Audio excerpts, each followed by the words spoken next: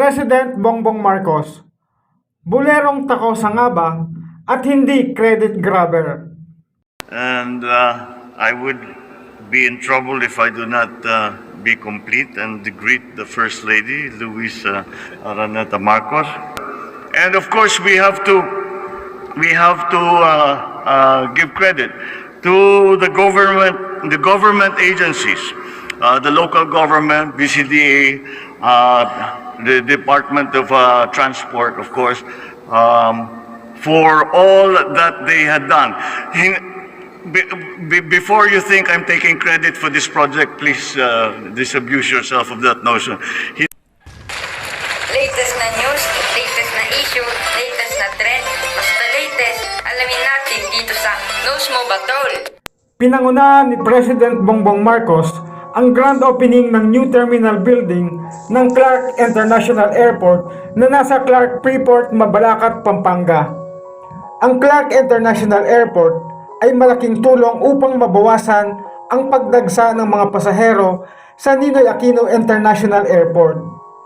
Kasama na rin dito ang paglikha ng mas maraming trabaho to promote vibrant tourism at pagpapaunlad ng socio-economic activities sa Central Luzon. Ipinakita ni President Bongbong Marcos ang kanyang kasiyahan sa panibagong Clark International Airport dahil ito ay malaking tulong sa kaunlaran ng bansa.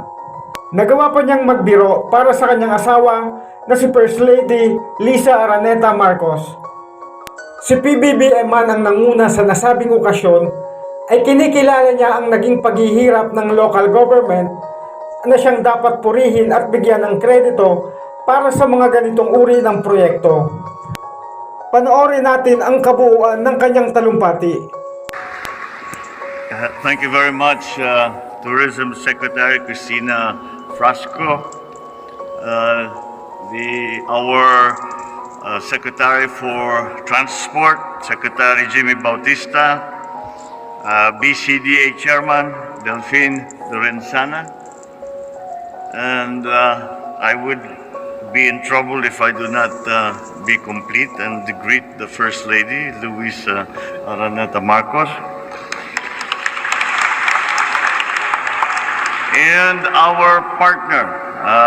Matagal na po namin siyang kilala at marami po siyang talagang gustong gawin para sa Pilipinas, and this what we opened here, this new terminal, is an embodiment of all of his ideas for our country. Lipad Director Frederick D.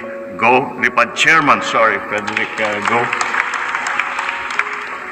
Other Lipad officials who are here, Pampanga Governor Gov. Delta Pineda, other local government officials, other distinguished guests, ladies and gentlemen. Well, kung makikita po ninyo, lahat kami ay pinilit namin, nakangiti kami ng dahil this is exactly what we have been talking about. And that is why even some of us, alam niyo, iba sa amin, hilo-hilo pa rin may jet lag pa rin kami galing ng New York.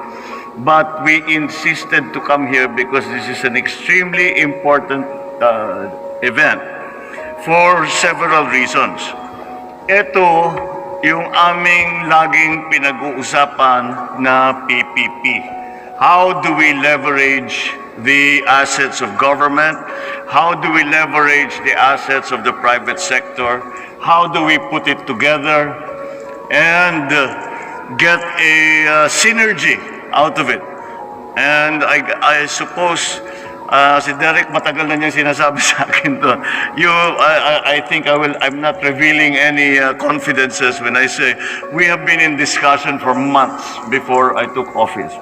And this is exactly the kind of thing that we were talking about. And so this is a perfect example of what government and the private sector can do.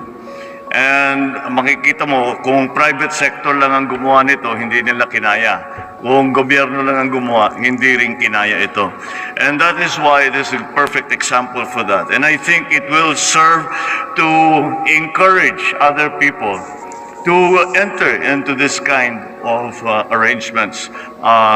This is also I think it would not be out of place to report, this is also the kind of activity that we were actively endorsing when we were in New York and talking to possible investors in companies who are already in the Philippines but would like to increase their investment. And this is exactly the kind of partnership that we need to encourage. We have not been able to do it in the previous years for the simple reason that there was the pandemic. Wala naman tayong ginawa kung hindi tulungan ng ating mga kababayan, alagaan ang mga may sakit.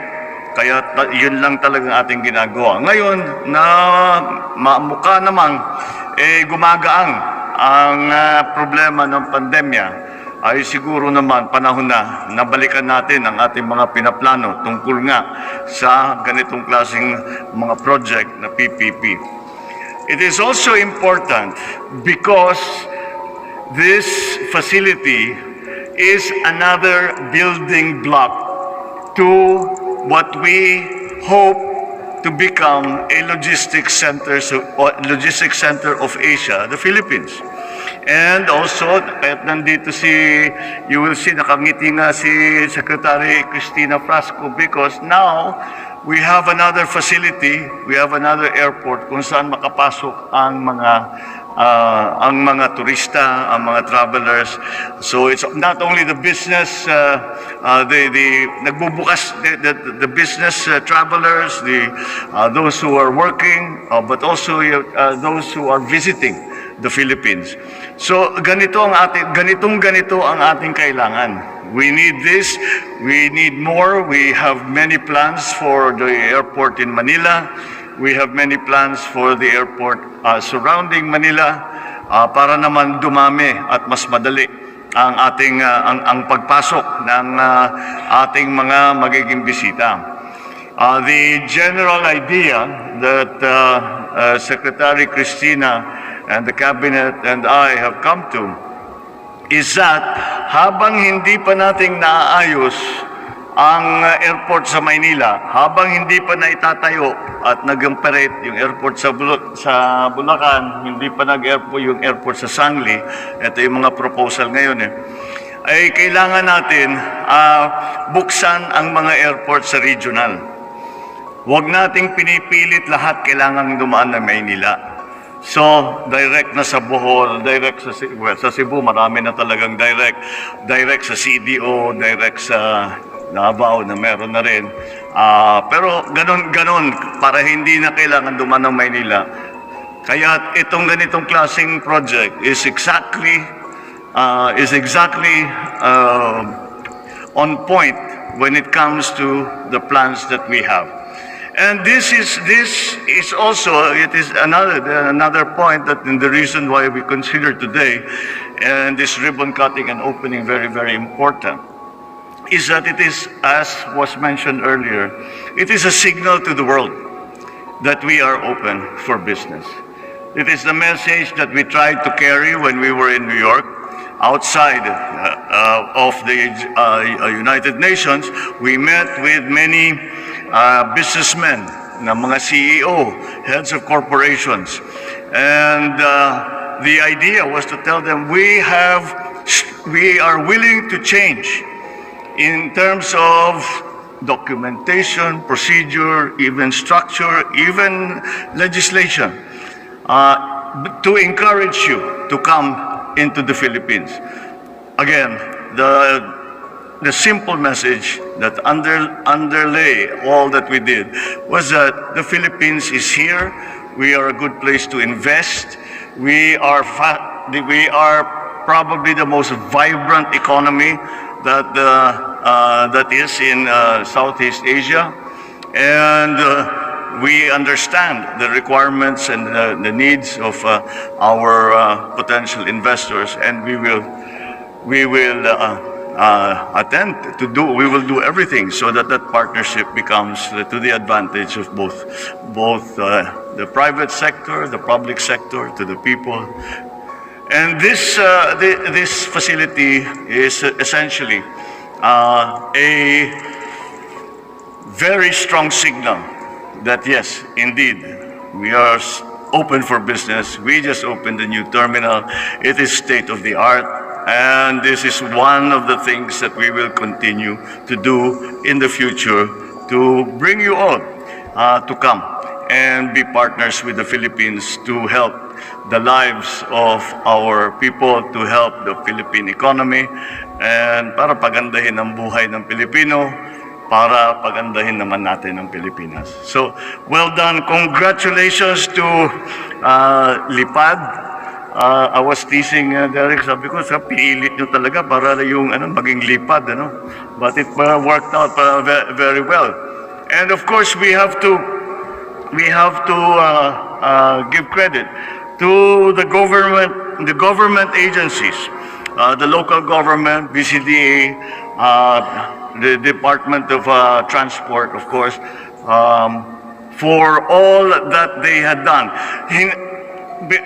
Before you think I'm taking credit for this project, please disabuse yourself of that notion. Hindi kami ang gumawa nito. Pero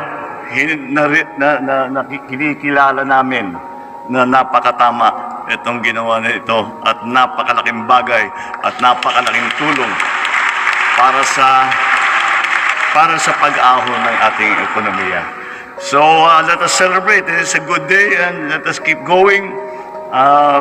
We know that this is a good direction for us to take. Let us continue to go down that road, and we will see. Dahan-dahan, makikita natin na paganda ng paganda. Thank you very much and good morning. Tunay na nagagalak ang Pangulo sa mga natatapos na proyekto, na bagamat hindi ito bahagi ng mga project niya, ay alam niyang makabubuti ito sa bansa, na siya namang tanging hangad ng kanyang administrasyon na paunlarin ang bansa at paganin ang pamumuhay ng mga Pilipino.